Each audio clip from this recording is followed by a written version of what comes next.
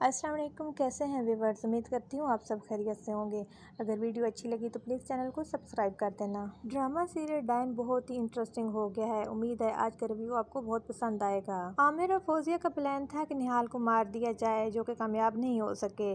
जवार शाह ने अपने कानून से उनकी सारी प्लानिंग सुन ली, यहाँ तक कि आमिर की असलियत ही अपनी आंखों से देख ली। इसमें निहाल की बेगुनाही साबित हो गई। जवार शाह को बहुत अफसोस हुआ कि उसने निहाल को गलत सजा दी। जवार शाह ने निहाल को महफूज करने के लिए सर्वेंट क्वार्टर से हुनैन शाह के रूम में शिफ्ट कर दिया। शाह ने निहाल के आगे अपनी गलती तस्लीम की, इन्हें खाना भिजवाया, अच्छे कपड़े पहनने को दिए, कहा कि आइंदा तुम्हें वो सारे हक मिलेंगे जो एक बीवी का हक है। दूसरी तरफ शबाब भी पछता रही है कि इसका खुद ही जवार शाह को निहाल के हवाले कर देना शायद गलत फैसला था।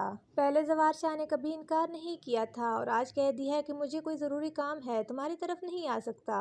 एक्चुअली शबाब खुद ही अम्मी के घर चली गई थी कि इसके होते हुए जवार शाह निहाल के पास कभी नहीं जाएगा। शबाब को माँ कहती है, लगता है हवाओं ने रुख चेंज कर लिया है, आपको फौरन घर जाना चाहिए। शबाब जब घर आती तो देखती कि निहाल को घर के अंदर रूम दे दिया गया है। नूरी को भी डांटेगी कि तुमने मुझे बताना भी जरूरी नहीं समझा, जबकि मेरे पीछे तुम्हारी यही ड्यूटी थी कि जवार शाह की पल पल की खबर मुझे दें। नूरी कहेगी, मुझे खुद ही पता नहीं चला कि ये सब कब और कैसे हुआ।